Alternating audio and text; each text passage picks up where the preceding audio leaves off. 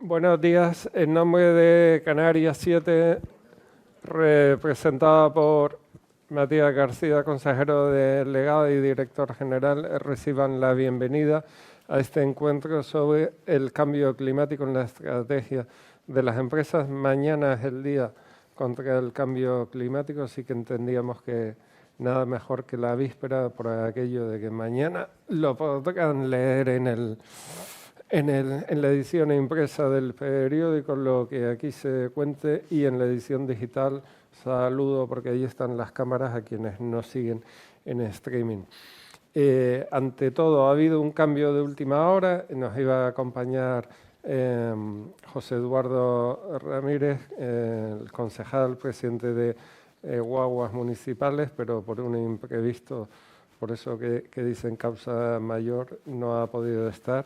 Y en su lugar nos acompaña, buenos días, Gemma Tor, directora de Calidad y Comercial de Guaguas Municipales, Sonia Arias, directora de EBV Consulting, y Raúl Falcón Gracias, subdirector de Gestión de Sostenibilidad y Transición Ecológica del Servicio Canario de la Salud.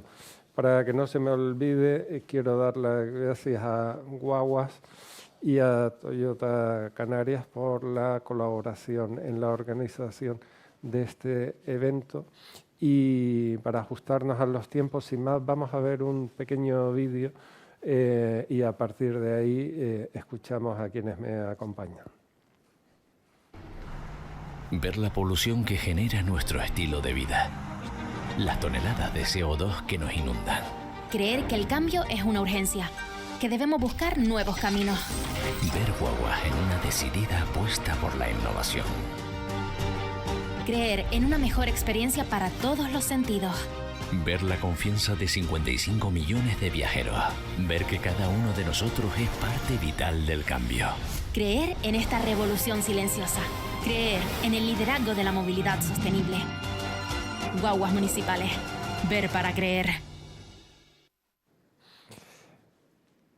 A partir del vídeo, y sin más, Gemma decía en el vídeo, el cambio es una urgencia.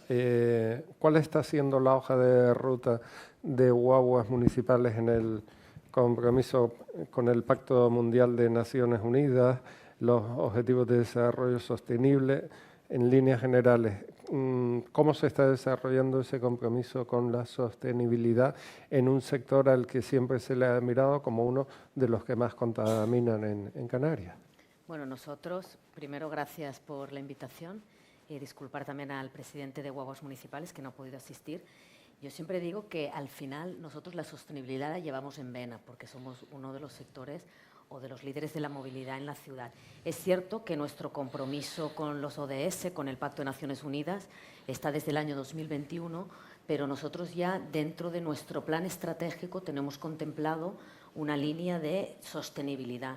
Yo creo que es quizá una de las claves del éxito, ¿no? Cuando tú la sostenibilidad la incorporas en tu negocio, dentro de tu estrategia, con una hoja de ruta muy clara y unas acciones, eres capaz de que esto un poco no solo decirlo, sino que se vea, ¿no? Un poco de aquí la campaña que hemos lanzado este último trimestre, Ver para creer, ¿no? Nosotros creemos en la sostenibilidad y también queremos que se vea porque lo tenemos incorporado. Sonia, como directora de EBV Consulting, ¿está el cambio climático marcando ya la pauta de la competitividad empresarial? Y en ese sentido, un consulting como el de ustedes, ¿qué servicios pueden prestar a las empresas que quieran subirse a este carro, que hay que subirse sí o sí, no solo por obligación sino legislativa, sino también por responsabilidad social corporativa? Bueno, pues muchas gracias también por la invitación.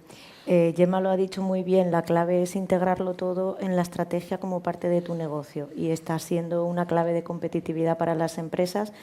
Entiendo que las empresas que se adelantan, se anticipan un poco a la legislación que está viniendo, tienen más posibilidades de prepararse, de gestionar mejor los recursos, de acercarse mejor a sus consumidores. Es decir, hay una serie de ventajas competitivas ahí importantes. ¿Están empezando? Bueno, hablaremos más, ¿no? Están empezando lentamente, podemos entrar más en eso. Pero sí es verdad que está ya esa palanca moviéndose, ¿no?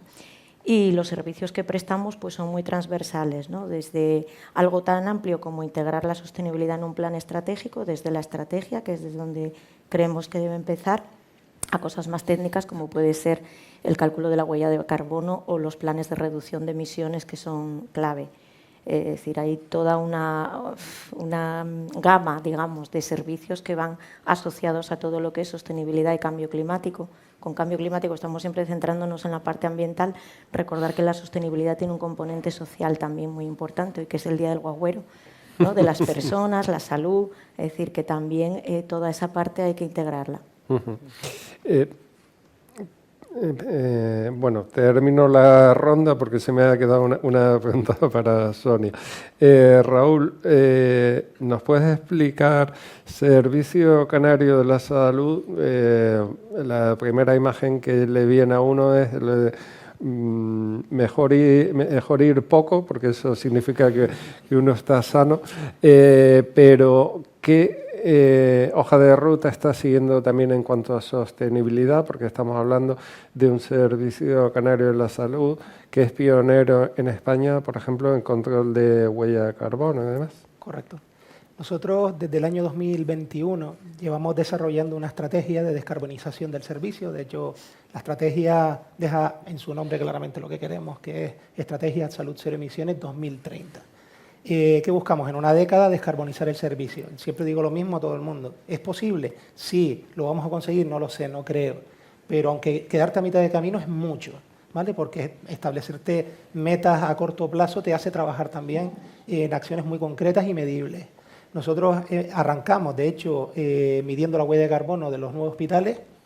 Somos la primera comunidad en toda España que certifica la medición de huella de carbono por la ISO 14064. Hospitales públicos en los 3 alcances que después lo hablaremos, ¿no? Hay expertos que saben más que yo, y claramente una vez ya hemos conseguido medir, ahora lo que tenemos son una serie de proyectos estratégicos para ir reduciendo en todos los frentes la huella de carbono, que abarca muchísimo dentro de los entornos hospitalarios, ¿no?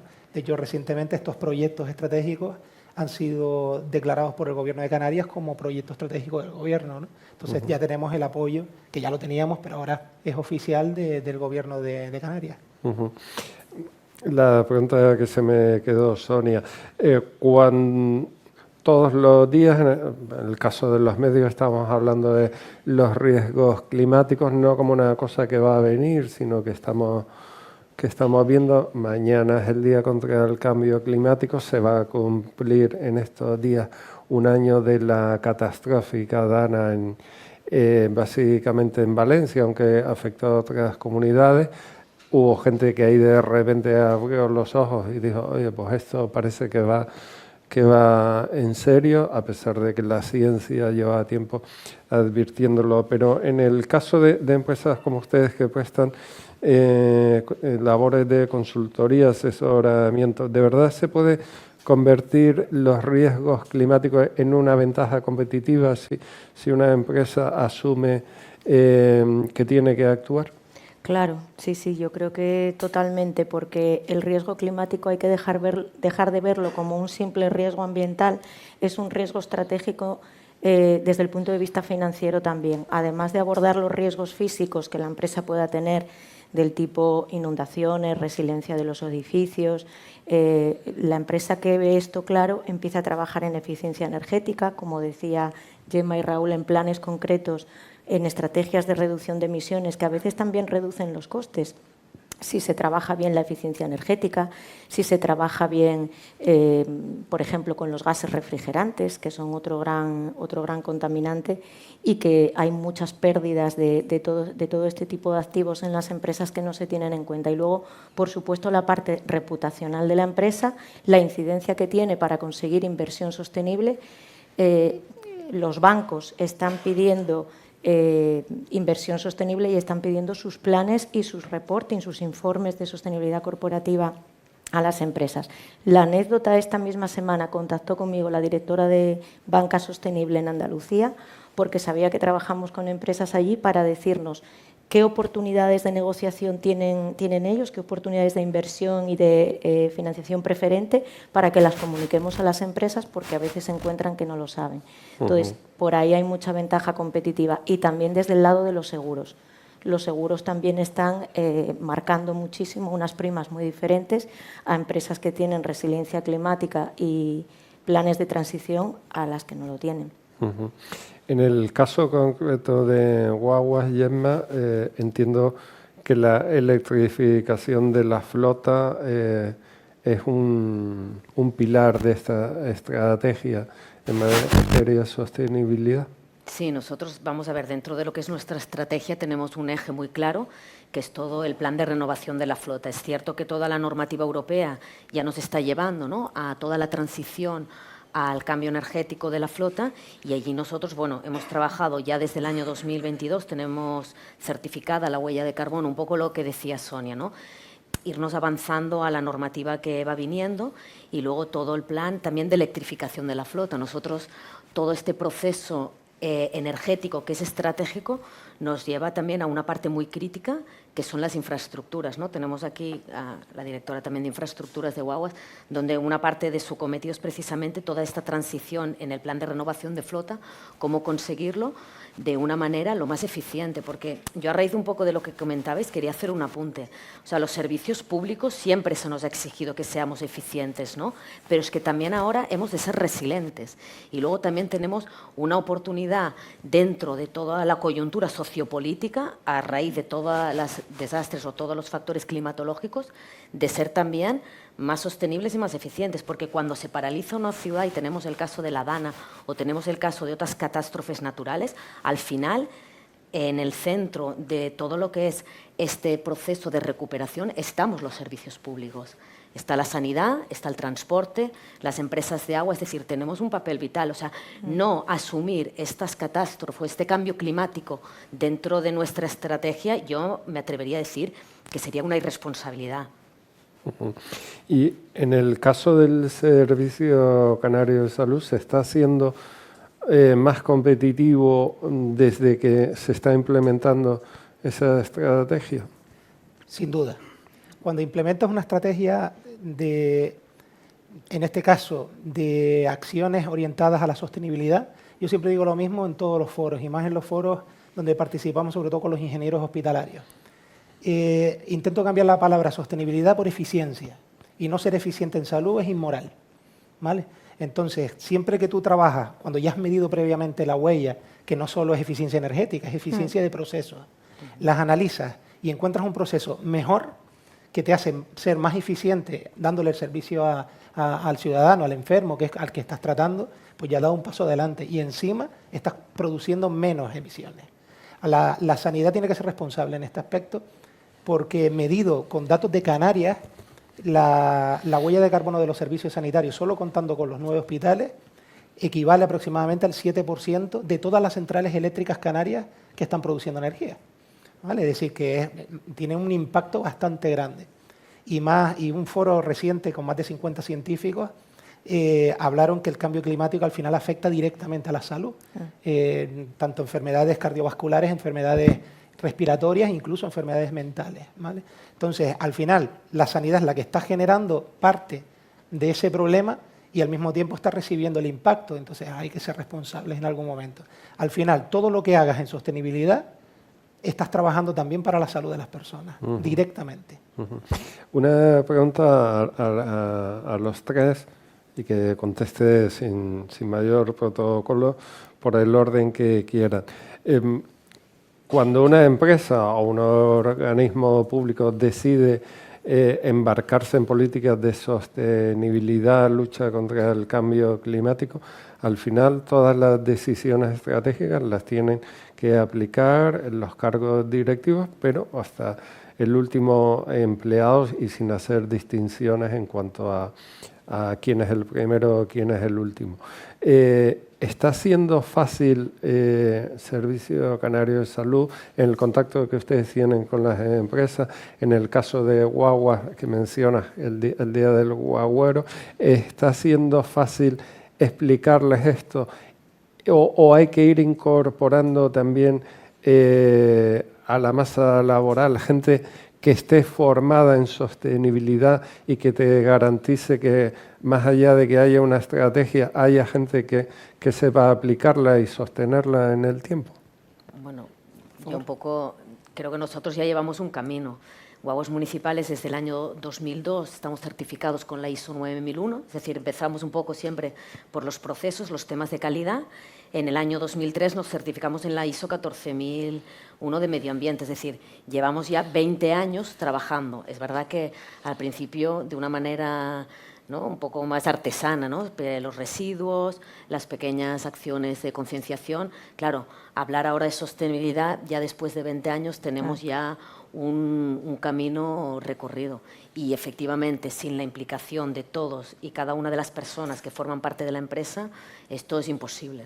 Un poco lo queríamos también poner de manifiesto en la campaña, ¿no? Todo el esfuerzo que estamos haciendo, desde tanto el personal de carretera, conducción eficiente, personal de taller, con toda la renovación de la flota, personal de administración, con todo también el cambio en los perfiles profesionales que nos está trayendo también incorporar esta estrategia de sostenibilidad en la empresa, es un camino que, si más no se improvisa. O sea, de estar planificado y tiene un recorrido por toda la empresa, por toda la empresa, de estar impregnado de este proyecto. Bueno, yo creo que es muy importante lo que comentas de la parte de la dirección, ¿no? Esto parte de la estrategia, es una decisión, al final hacer una inversión inicialmente, aunque después pueda tener un retorno que a veces no es tan evidente ni a corto plazo. Entonces tiene que ser una decisión estratégica, esas decisiones son de la dirección, de la alta dirección, y se está pidiendo responsabilidades a los consejos de administración también. Creo que es fundamental que las altas direcciones estén en esto y lo apoyen, ¿no? En la parte pública desde el ámbito político, desde luego, y en la parte privada desde esos consejos de administración. ¿Está pasando? Está pasando, sí, pero salió el barómetro de sostenibilidad de EY de 2024 de 1000 empresas, de grandes empresas, en el mundo, donde les preguntan si tienen planes de reducción formalizados. Menos del 50% tenían planes de reducción todavía. Hablo a esos niveles. Cuando nos bajamos ya a la pequeña o mediana empresa, que es nuestro tejido, nuestro día a día, pues cuesta mucho, ¿no? Entonces creo que falta bastante concienciación todavía o decisión de dar ese paso adelante por parte de la dirección. Una vez que se da, me parece muy buena práctica bajarlo, pues como dice Gemma, las empresas que vienen ya con cultura de calidad, de medio ambiente, de todo este tipo de cosas que son de hace 20 años, ¿no?, y que llevamos 20 años trabajando en ellas, pues ya el personal también está habituado a todo esto. Pero me parece muy buena práctica que los planes de sostenibilidad se desplieguen con planes de formación, y pongo el ejemplo, pues una buena práctica que estamos viendo, por ejemplo, con un cliente, Siperdino, que tiene, lo digo porque tiene 9000 empleados y está bajando el plan de sostenibilidad. Estamos en el nivel de jefes de sección, es decir, ya han pasado gerentes de tienda. ¿Qué formación se les da? Pues oye, en función de su plan, que sepan lo que es la huella de carbono, se les cuenta qué pasa con el cambio climático y por qué es importante, por supuesto toda la parte de gestión de residuos en tienda. Bueno, una serie de cosas que van creando cultura, claro. En nuestro caso, por ejemplo, arrancamos con una estrategia liderada directamente de la dirección del servicio. De hecho, ya se lanza un mensaje, ¿no?, creando una subdirección al respecto, ¿no? Pero después la ejecución es una ejecución de todos, ¿vale? De hecho, los profesionales sanitarios tienen una vocación bastante alta, y cuando intentas exponer lo que quieres, al final te terminas enriqueciendo de lo que te están aportando a ti, ¿vale?, en todos lados. Y al final, todas las acciones que haces impactan directamente en todos los usuarios de los servicios sanitarios. Recientemente acabamos de salir de un centro de salud que, después de una acción, tienen 10 grados menos dentro de las consultas, ¿vale? Entonces, al final, lo ves, le impacta directamente en su trabajo, pero para bien. ¿Sabes? No hay acciones que haya visto ningún tipo de obstáculo. Hemos aumentado movilidad, asistencia a domicilio con más vehículos. O sea, al final, todas las acciones que hacemos, que parte, te digo, se lidera arriba, pero parte de abajo para arriba, ¿vale? Entonces, todo el mundo está muy vinculado y recibes constantemente iniciativas. De hecho, los médicos se han unido, hay una alianza de médicos contra el cambio climático que, de hecho, se empezó a liderar desde aquí, desde Canarias, desde el Colegio de Médicos de Canarias, y ahora ya está implantada a nivel nacional. Así que están muy implicados. Y en un organismo tan amplio como es el Servicio Canario de Salud, el hecho de que somos islas, entiendo, es una dificultad añadida, porque ustedes, esto hay que trasladarlo no solo perdón, a los hospitales, y tenemos en la cabeza, estamos en Gran Canaria, 2 grandes complejos hospitalarios, pero después hay que llevarlo a islas con hospitales de otras dimensiones, pero también a municipios, centros de salud. ¿El hecho insular hace que sea más complicado? Es complicado, porque después cada isla es totalmente diferente y las acciones a tomar en cada isla son totalmente diferentes. Pero desde el punto de vista técnico, al final las acciones, pues más o menos las programas y lo consigues, ¿no? Es verdad que en islas no capitalinas tienen más dificultades porque tienen menos empresas técnicas que están metidas directamente apoyando a los servicios, están más liados con otras acciones, por ejemplo, cuando fue la crisis de los cayucos, entonces no estás tan centrado en la sostenibilidad, porque tienes que curar y salvar vidas, ¿no? Pero al final son ellos mismos los que te terminan demandando, es decir, que al final no veo una diferencia, salvo que a veces cuesta un poquito más de tiempo hacer las cosas, ¿no? Pero al final te digo, pedimos certificar todos los hospitales y se certificaron todos a la vez. Claro, no hubo diferencia entre el hospital de La Palma, La Gomera, con el de cualquiera de los grandes de Tenerife, por ejemplo. Y Gemma, en el caso de Guaguas, como dices tú, hay una hoja de ruta trazada desde una labor que se empieza hace años, pero en los últimos 2-3 años hay un crecimiento no exponencial, pero sí muy acusado, además sostenido, del volumen de pasajeros, influido también por esa, entre comillas, gratuidad, pero al final cada año tienen más pasajeros. ¿Es viable la sostenibilidad cuando la demanda no para de aumentar? Bueno, yo creo que nos ha permitido ser hasta más sostenibles, ¿no? O sea, la gratuidad, sin comillas, diría yo, porque ha sido una gratuidad en toda regla que hemos tenido en los últimos años. Es verdad que nos ha traído mucha gente al sector, que lo hemos vivido, a ver, como una forma positiva, porque gente que no estaba en el transporte ha podido entrar, pero también nos ha traído mucha responsabilidad, mucha presión, pero que a su vez en las mediciones que hemos hecho de huella de carbono nos sale que realmente hemos podido reducir la huella de carbono por viajero transportado, es decir, al final nos ayuda a ser más sostenibles. Sí que es cierto que tenemos la presión fundamental que tenemos es en cuanto a la renovación de flota, que renovar, todo el mundo queremos guaguas eléctricas, pero hay que pagarlas, ¿no? Y todo ese plan de renovación de flota exige de una ficha financiera muy ambiciosa, que bueno, hay que asumirla, ¿no? Asumirla, como decía Sonia, desde la propia dirección, en nuestro caso, las administraciones que tienen competencia en materia de transporte. Y, Sonia, ¿la inacción climática sigue siendo una opción para las empresas? Por ponerlo en un ejemplo, ¿se siguen encontrando ustedes con empresas a las que acuden a decir, oiga, estamos aquí, les podemos echar una mano? A día de hoy sigue habiendo empresarios que digan, oiga, a mí me ha ido bien sin embarcarme en esto, claro, yo tengo una empresa muy rentable, dimensionada, ¿por qué me voy a embarcar en esto que usted me dice? Que sigue habiendo gente que todavía esto lo ve como un gasto quizás innecesario. Claro, lamentablemente hay mucha gente, no solo que ve que el gasto es innecesario, sino que dice no creer, como si fuera una cuestión de creencia en el cambio climático. Yo siempre que me dan oportunidad de estar en un foro apelo a la evidencia científica. Es una irresponsabilidad negar una evidencia científica donde hay todo un panel internacional de investigación detrás que dice esto está pasando. Tenemos una incertidumbre muy grande de cómo se va a comportar un montón de variables, pero la del clima y la biodiversidad van en una línea que se está ya percibiendo. Esto hay gente que lo niega y hay gente que sigue en esa creencia o quiere seguir.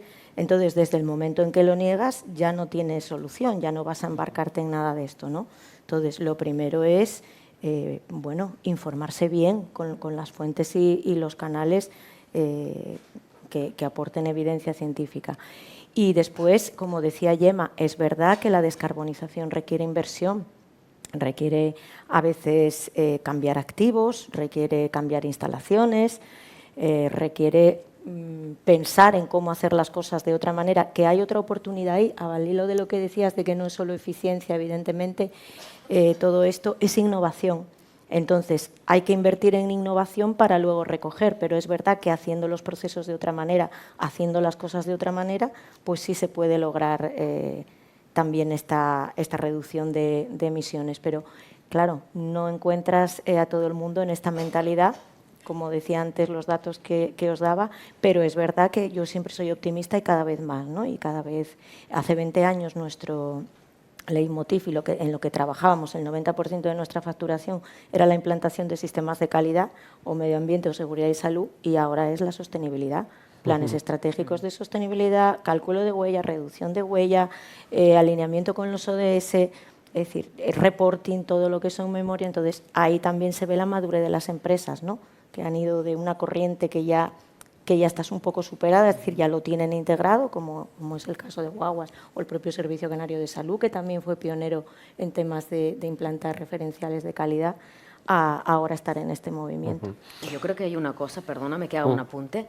Tenemos una responsabilidad también desde el sector público, no solo ser pioneros en estas cuestiones, sino también exigirlas. Nosotros tenemos pliegos de contratación en los que hemos de exigir también a nuestra cadena de proveedores que entren. O sea, la sostenibilidad no es cuestión de un sector o de un tipo de empresas. Yo creo que nos va a afectar a todos, ¿no? Lo comentabas tú. Entonces, yo creo que también nosotros hemos de exigir, a través de todas las herramientas que tenemos, de pliegos de contratación, incluso de todas las colaboraciones público-privadas que podamos hacer, exigir también la sostenibilidad. Y un apunte ahí, Gemma, chiquitito, no solo exigir, acompañar también, porque a los pequeñitos hay que ayudarlos de alguna manera, a que todo esto, las grandes empresas podéis exigir y acompañar y ayudar, ¿no? Nos acompaña una de las primeras ejecutivas de una empresa de transporte. Pero nos acompaña también en el caso del Servicio Canario de la Salud. Me imagino que Gemma, cada cierto tiempo pues llega alguien que les pide, oye, pues hay que poner una línea más o mejorar la conectividad con el Hospital Dr. Negrín, con el complejo materno insular. Pero el Servicio Canario de Salud también genera mucha movilidad con ambulancias, con traslados y tal. ¿Cómo están actuando ahí para aplicar la sostenibilidad?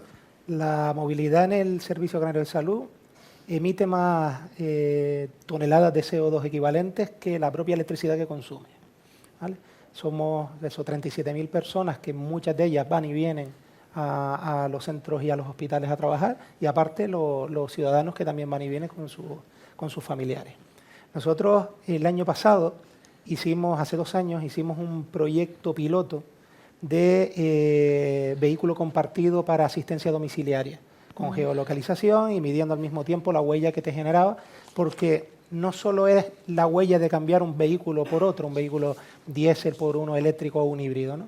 Sino la que dejas de generar porque estás atendiendo a las personas en su propio domicilio, ¿no? Entonces hicimos un informe al respecto, vimos que los resultados eran bastante impactantes, y este año ya sacamos un plan de movilidad sostenible ambicioso, es decir, vamos de hecho a licitar en breve más de 150 vehículos, en este caso híbridos y eléctricos, porque no en todos los puntos podemos cargar un vehículo, sobre todo cuando estás en asistencia. Y al mismo tiempo vamos a desarrollar un proyecto piloto, uno en el Dr. Negrín y otro en el Universitario de Canarias, donde vamos a poner un hub de carga de vehículos de hidrógeno, en este caso para guaguas y para vehículos, ¿vale? En este caso no vamos a generar hidrógeno directamente, es un proyecto pionero, de hecho a nivel internacional, el primero que vamos a montar yo creo que en el mundo, y precisamente invitaremos, por eso hablamos justo antes del foro, que vamos a sentarnos a ver, porque nosotros vamos a abrir las puertas del hospital para que precisamente hayan líneas, en este caso de hidrógeno, para poder mover a tanta gente y participar juntos en esos planes de movilidad. Gemma, ¿cómo se sostiene económicamente esta apuesta?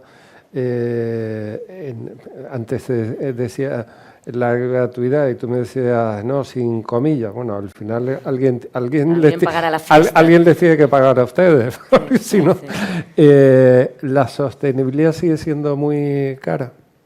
Hombre, la gratuidad, la verdad que, y la sostenibilidad de guaguas sigue siendo, bueno, hay que pagar, yo siempre digo, alguien ha de pagar esta fiesta, ¿no?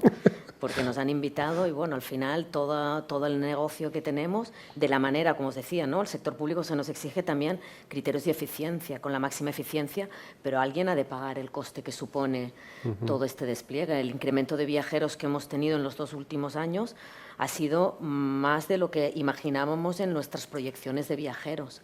Y luego las mediciones que tenemos ya de las previsiones cuando termine la gratuidad, se va a quedar la mayor parte de las personas en el sistema, es decir, no va a disminuir en la misma proporción que incrementó con la gratuidad, con lo cual se ha generado, yo creo que una externalidad positiva por el uso del transporte público en la ciudad que se tendrá que pagar.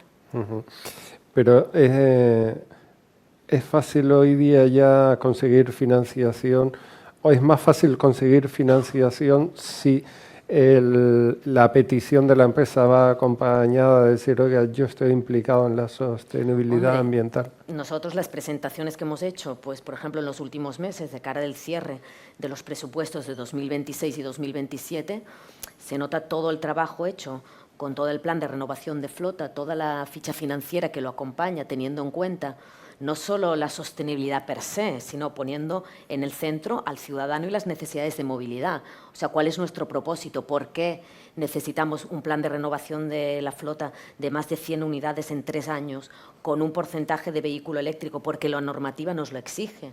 O sea, todo eso lo hemos de poner en el centro. Cuando tú tienes toda la sostenibilidad integrada en el negocio y eres capaz de trasladar que todo eso es la necesidad que tienes para el transporte y mejorar el transporte en la ciudad, hombre, es más fácil o si más no, les resulta más difícil negar esa financiación.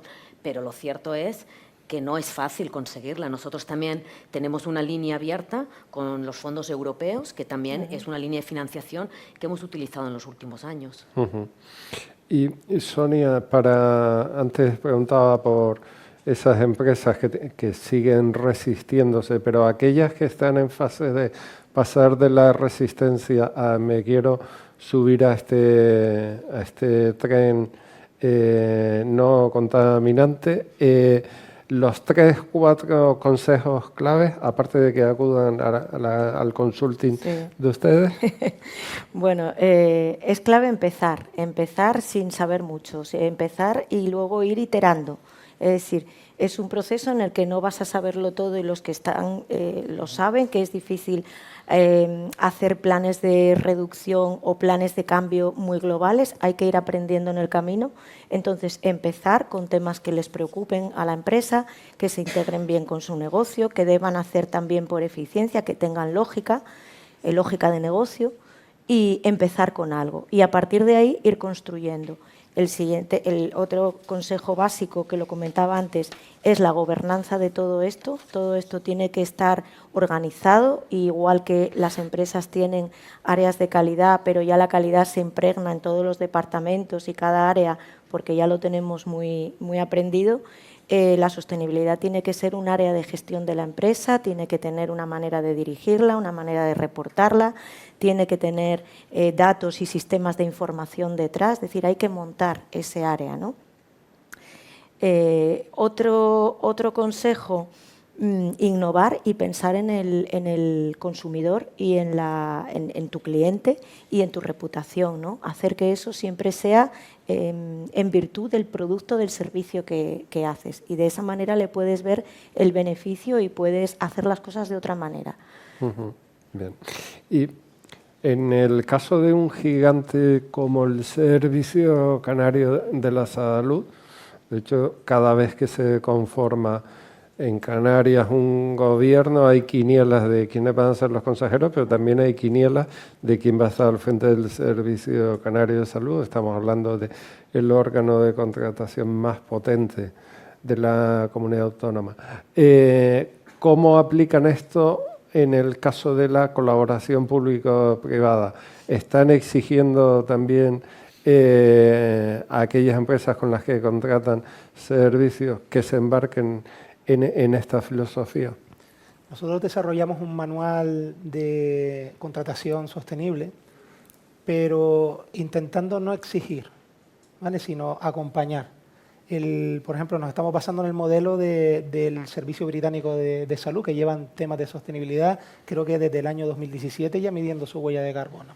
Y ellos sí, por ley, ya van exigiendo que, por ejemplo, los proveedores ya tengan una ISO 14000 o que estén midiendo su huella. Nosotros no podemos llegar hasta allí, de hecho siempre digo lo mismo. No le puedo exigir a un tercero que haga obras en su casa cuando todavía a nosotros nos queda un montón de obras por hacer en la nuestra, ¿no? Entonces vamos acompañando. ¿Qué estrategia estamos siguiendo? Pidiendo, sobre todo a los grandes proveedores, que se unan a nuestra estrategia de manera voluntaria, y el unirse al final lo que significa es que te voy a reportar todos los años las mejoras que estoy haciendo a nivel interno en los suministros que te estoy mandando. Entonces, cuando vamos a calcular al final nosotros nuestra huella, ya lo podemos hacer con datos reales, pero sin poder exigir mucho más, que no cabe que en los pliegos siempre hay algunos parámetros que sí puedes exigir, de eficiencia, de mantenimiento asegurado durante X años, garantías, que eso al final redunda en sostenibilidad de los productos, ¿no?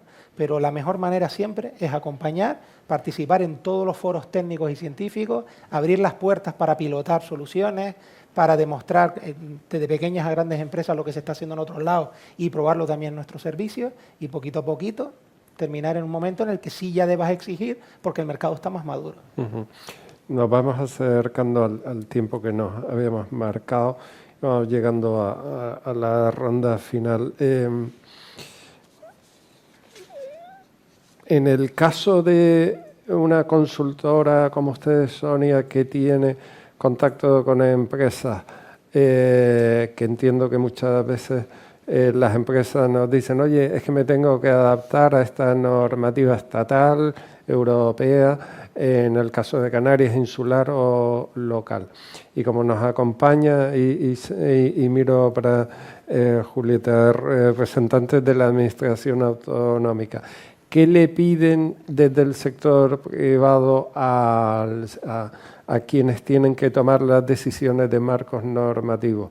¿Que aflojen un poquito o que no den pasos para atrás? Eso según en qué lado del partido te pille, ¿no? Los que están bien preparados no quieren que afloje porque ya es una ventaja competitiva. Los que no han empezado dan una patada al balón para adelante. Pero yo creo que el marco normativo ahora mismo lo veo casi como una oportunidad. El marco normativo claro ayuda, porque la empresa lo que no quiere es incertidumbre. Lo que no quiere es saber qué va a pasar, que ha pasado un poco ahora con el marco en Europa, ¿no? Con todo el conjunto de directivas que se iban a aprobar y la ley Ómnibus que las paró en julio, y entonces se queda un poco el campo en campo de nadie. Yo creo que la incertidumbre es lo peor, porque la empresa al final siempre ha ido cambiando y transformándose. Entonces, yo creo que tiene la capacidad el empresario de afrontar una nueva situación, una nueva legislación, una nueva situación de mercado, una nueva tecnología, lo que sea.